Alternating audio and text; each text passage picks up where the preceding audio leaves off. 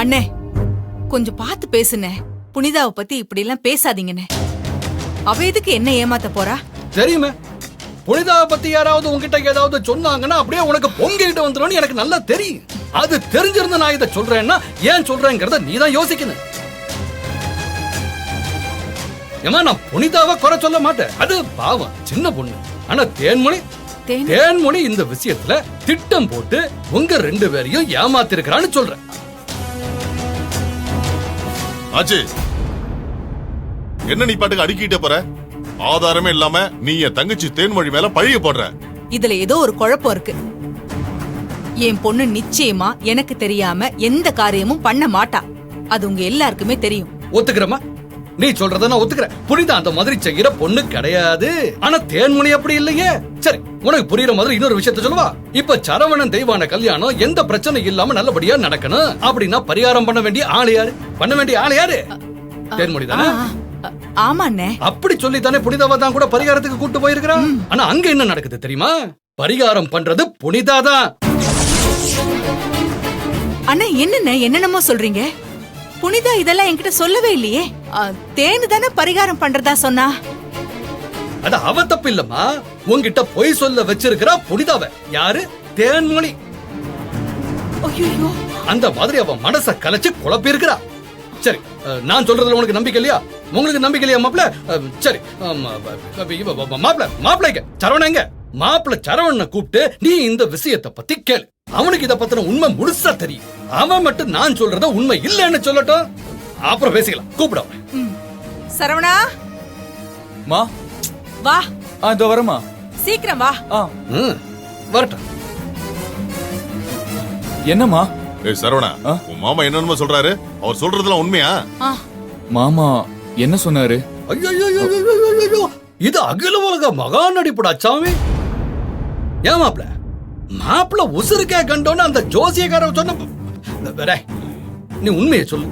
இந்த பரிகாரம் பண்ணணும்னு உங்க தேன்மொழி அத்தை புனிதாவங்க கூட்டு போயிருக்காங்கல்ல, அங்க பரிகாரம் பண்றது உண்மையிலேயே புனிதா தானே? இந்த உண்மை உனக்கு தெரியுமா தெரியாதா? தெரியாதுன்னு மட்டும் சொல்லிடாத, உண்மையை சொல்லு. தெரியுமா தெரியாதா? சரவணா, மாமா சொல்றதெல்லாம் உண்மையா? அம்மா, இந்த பரிகாரத்தை பண்ண போறது தேன்மொழி அத்தை இல்லம்மா, புனிதா அக்கா தான்.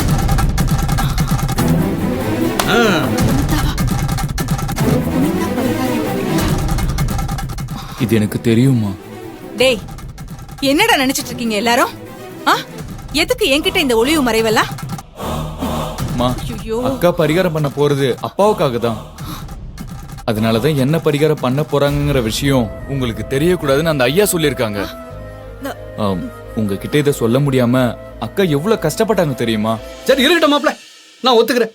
ஆனா என்ன பரிகாரம்னு சொல்ல கூடாது, அதுதானே நிபந்தனை.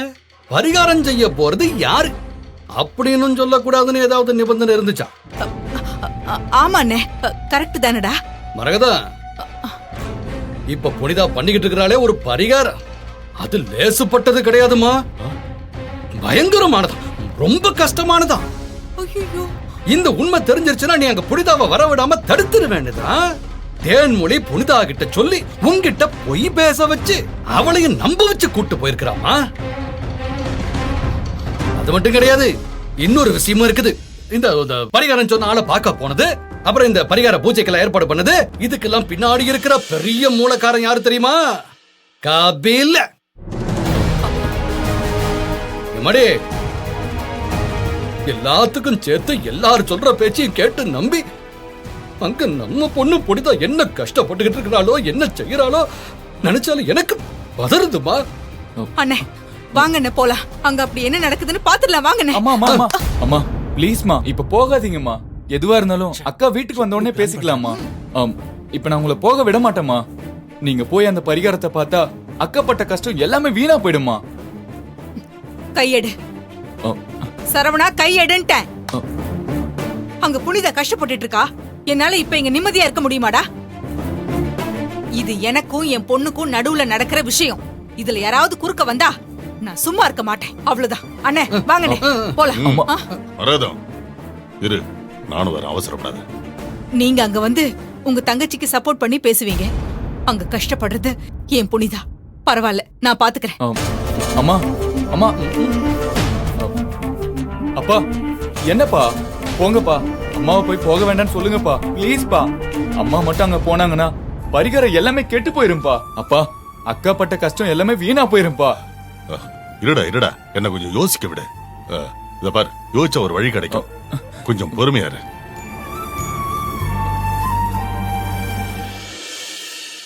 புனிதா, உனக்காக நாங்க இருக்கோம் புனிதா. நீ நல்ல மனசோட நம்ம குடும்பத்துல இருக்கவங்க நல்லா இருக்கணுங்கிறதுக்காக நீ செய்ய போற இந்த பரிகாரம் நம்ம குடும்பத்தையே அரண் மாதிரி காத்து நிக்க போது பாரு. நீ ஆரம்பி புனிதா, வா.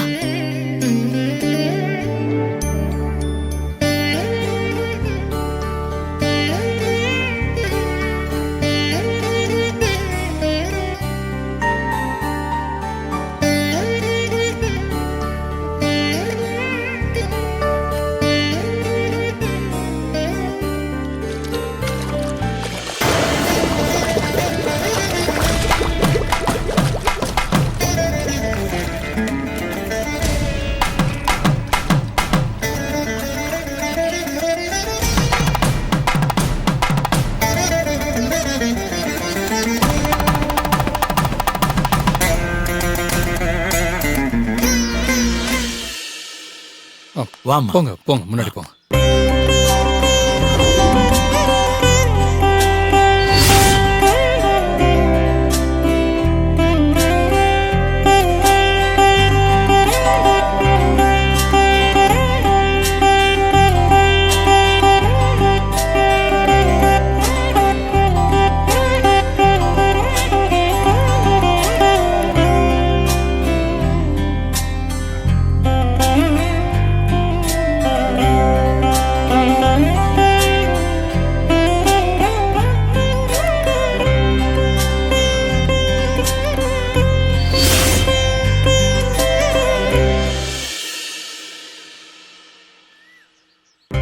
பிள்ளையாரப்பா,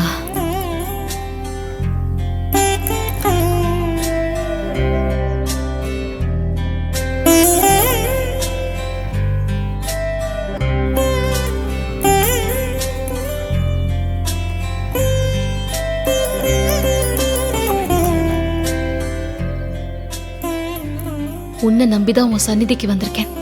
என் அப்பாவுக்கு எதுவுமே ஆயிடக்கூடாது. அவர் 100 வருஷத்துக்கு நல்லா இருக்கணும். சரவண தெய்வான கல்யாணமும் நல்லபடியா நடக்கணும். கடவுளே, நீதான் துணையா இருக்கணும்.